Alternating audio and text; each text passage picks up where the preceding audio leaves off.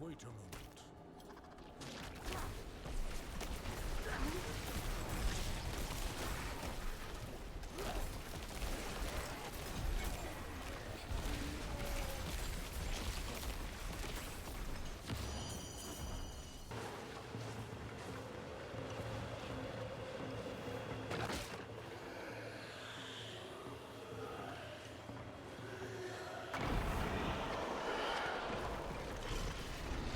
I'm not ready yet.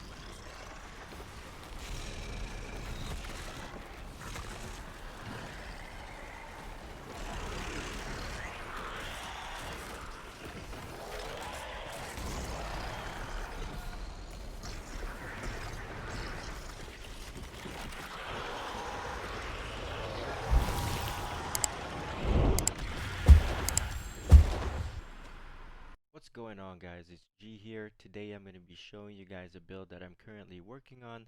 This is a super fun build to use and it's perfect for nightmare dungeon pushing and clearing. Without further ado, let's start with the legendary items that we're going to be needing for this build. Starting with the helmet. The helmet has to be Tempest Roar. With this unique item, all your storm skills are going to be werewolf skills, which we are going to be pairing up with your grizzly rage and your direwolf's aspect later on. Now, for the armor, we're going to need the disobedient aspect. Basically, you gain up to 0.5% increased armor for 4 seconds when you deal any form of damage, stacking up to 50%. Now, basically, since we are going to be dealing a lot of damage from our lightning storm and our lightning dancers aspect, you're basically going to be maxed out and you're going to be utilizing that full 50% most of the time. Now, going back to your glove is going to be lightning dancers aspect. This is the most important part aside from the Tempest Roar. This is what's going to allow us to deal massive DPS. With this aspect, your Lightning Storm critical strike spawns 3 dancing bolts that seek enemies in the area. Um, Now, for your pants, we're going to be using Temerity. Basically, with Temerity, effects that heal you beyond 100% of your HP or your life grants you a barrier up to 56 or up to 80%, I should say. I don't have the maxed out version yet of Temerity. Uh, but basically gives you a barrier which allows you to be on fortify most of the time. And we're gonna be maybe showing you guys one of the Paragon glyphs later on that'll give us a slight boost in damage, having that fortify. Now, for your boots, we're gonna be using Storm Shifters. With this one, since we use our Hurricane a lot, it gives us a +2 rank to your shape-shifting skills, which is also your Lightning Storm, because of your Tempest Roar. For your weapon, here I'm using a two-handed weapon.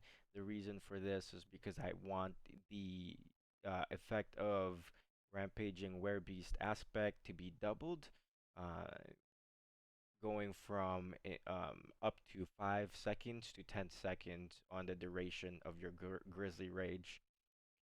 For your amulet, we're going to be using Direwolf's aspect.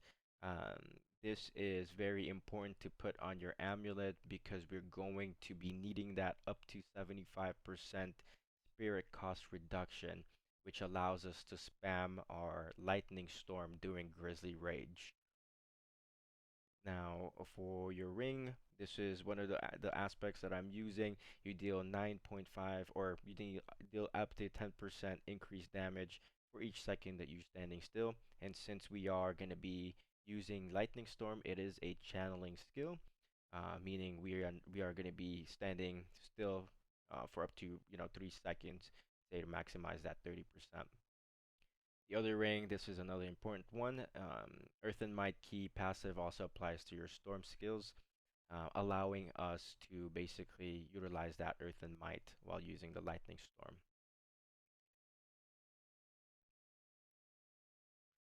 Now, moving on to our abilities, we are going to be using Storm Strike as our basic skill with Enhanced Storm Strike. We're not going to pick up Wild Storm Strike or Fierce Storm Strike. We are going to need that extra skill point later on.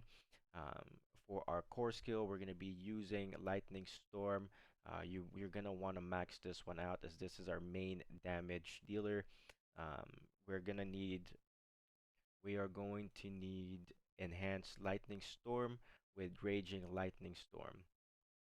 1 point onto Heart of the Wild just so that we can get the wild impulses. You're going to want to max this one out. And then we're going to need 3 ranks on Predatory Instinct. Um, that way we get that extra 6% increase in critical strike chance to close enemies.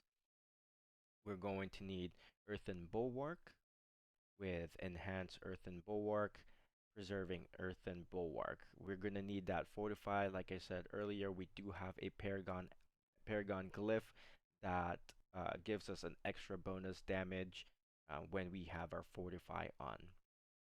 We're going to need another rank on Cyclone Armor. By the way, only 1 rank here, 1 rank here. And we're going to need Enhanced Cyclone Armor with Preserving Cyclone Armor. We're going to need 1 rank on Ancestral Fortitude just so we can have access to Vigilance. So this is what we really want from here. We're going to max this one out. So 3 ranks on Vigilance. Now 3 ranks on Nature's Reach. The reason for this one is because we are dealing a lot of damage to distant enemies. So you're going to want this one. And we do immobilize to them as well. Now for your Wrath skills, we're going to do 1 point on Hurricane, Enhance Hurricane, Savage Hurricane. We're going to do 3 ranks on Elemental Exposure. This allows us to have uh, prolonged vulnerable effects against the enemies up to 3 seconds, or actually 3 seconds for this one. Now, 1 point onto Endless Tempest, 1 point onto Bad Omen so that we can get into 3 points in Electric Shock. Now, the reason why we want this one is because we want that extra 18% bonus damage as lightning. Now, going down, we're going to need 1 rank on Neurotoxin. We're going to need 1 rank on Toxic Claw so that whenever we deal critical strikes, we end up dealing poison damage onto enemies, which Envenom actually comes into play. With this one, you deal 30% critical strike damage to poison enemies. This is why you need the Toxic Claw. Now going to your ultimate skills, starting with Grizzly Rage, 1 point here, follow through all the way to Supreme Grizzly Rage. Now we're going to need 3 ranks on Defiance, 3 ranks on Natural Disaster, and then 3 ranks on Circle of Life. This is why we use Temerity, and this is why we're going to be using Circle of Life. Basically, whenever you use Nature Magic and it consumes Spirit, it heals you for 3% of your maximum life, which in turn gives us that barrier, right? Because we're using Temerity. Now, lastly, we're gonna pick up Earth and Might. Um, Now moving on to our spirit boons. The first one we're gonna be picking up Awareness. Basically, this one is just 10% reduction from Elite. The second one we're gonna need Iron Feather. Gain 10% maximum life. We're going to be using Calamity for a third one, extends the duration of your ultimate skills. And then for the last one, we're going to be using Masochistic and Calm Before the Storm. So the Masochistic, this matches with the Iron Feather. Basically, obviously, the more life you have, the bigger that 3% is, right? And that also applies for your Temerity.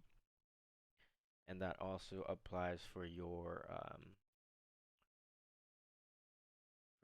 circle of life, right? Because you're using 3% of your maximum life. So we want the most amount of maximum life we could get.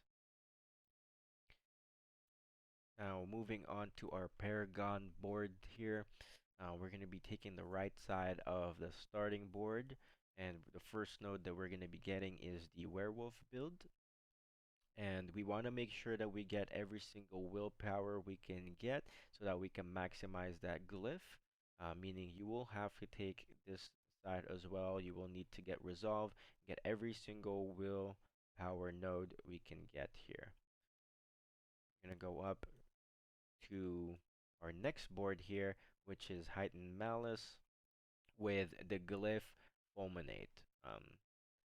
With this one, every 5 dexterity purchase within the range, you get a bonus lightning damage. So we want to make sure that we get every single dexterity node for this one so that we can maximize that damage, that lightning damage.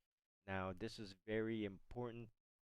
The next Paragon board that we're going to be going for has to be constricting tendrils. Uh, with this one, we're going to be going with the glyph exploit. Basically, with this one, it helps with our vulnerable damage. After we go for constricting tendrils, we're going to be going for the third board here, Thunderstruck. Make sure that we go for Thunderstruck first before we go for the other board. So going back to this board, we're going to be going for Thunderstruck with the glyph Earth and Sky. Um,